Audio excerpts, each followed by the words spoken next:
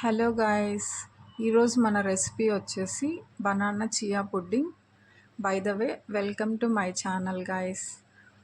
ఈరోజు ఎంతో tasty and simple అయిన weight loss friendly chia pudding ఎలా చేసుకోవాలో చూద్దాం.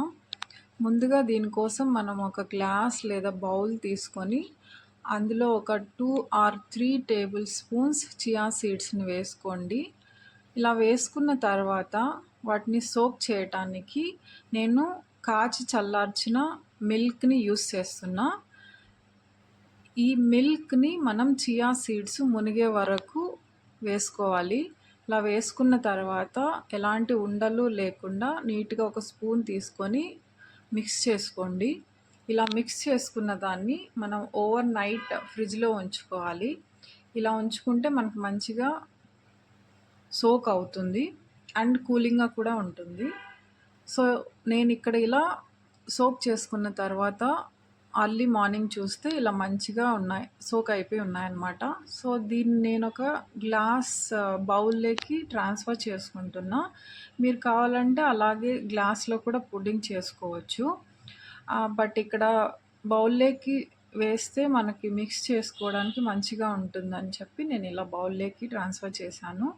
సో ఇందులో నేను పుడ్డింగ్ కోసం డ్రై ఫ్రూట్స్ అండ్ నట్స్ని నా దగ్గర ఉన్నవి తీసుకున్నా. మీ దగ్గర ఇంకా ఎక్స్ట్రా ఏమైనా ఉంటే కూడా అవి కూడా యూస్ చేసుకోండి. నేను ఇక్కడ raisins, cashews, almonds, groundnuts, pumpkin seeds, sunflower seeds and డేట్స్ని యూస్ చేస్తున్నా. వీటిని చిన్న చిన్నగా ముక్కలుగా కట్ చేసుకుంటే మనకి తినటానికి ఈజీగా ఉంటుంది కాబట్టి నేను ఇలా ముక్కలు చేసుకుంటున్నా.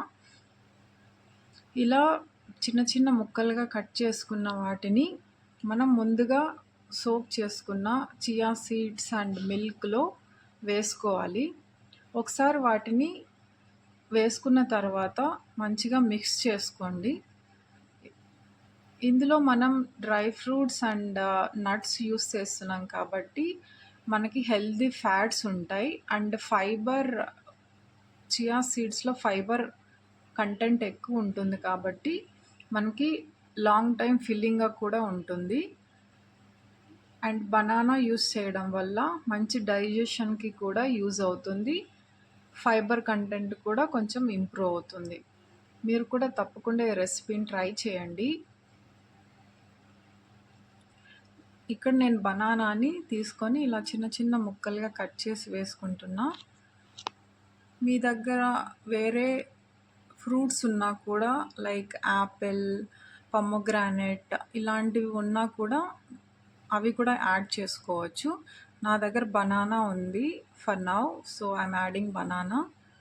ఇలా యాడ్ చేసుకున్న తర్వాత నేను టాపింగ్ కోసం సన్ఫ్లవర్ సీడ్స్ అండ్ పంకిన్ సీడ్స్ని యూస్ చేశాను.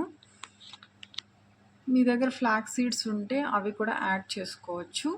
అండ్ ఎక్స్ట్రా జస్ట్ స్వీట్నెస్ కోసం నేను ఒక 1/2 టీ స్పూన్ జాగ్రీన్ యూస్ చేస్తున్నా. మీరు extra sugar or extra sweetness కావాలనుకుంటే మీరు హనీ యూస్ చేసుకోండి. ప్లీజ్ అవాయిడ్ వైట్ షుగర్, ఎందుకంటే వైట్ షుగర్ మంచిది కాదు కాబట్టి. ఇలా అన్నీ వేసుకున్న తర్వాత మనకు tasty and healthy simple weight loss banana chia pudding is ready. దీన్ని మనం ఒకసారి మంచిగా మిక్స్ చేసుకుంటే మనం తినడానికి రెడీ అయిపోతుంది.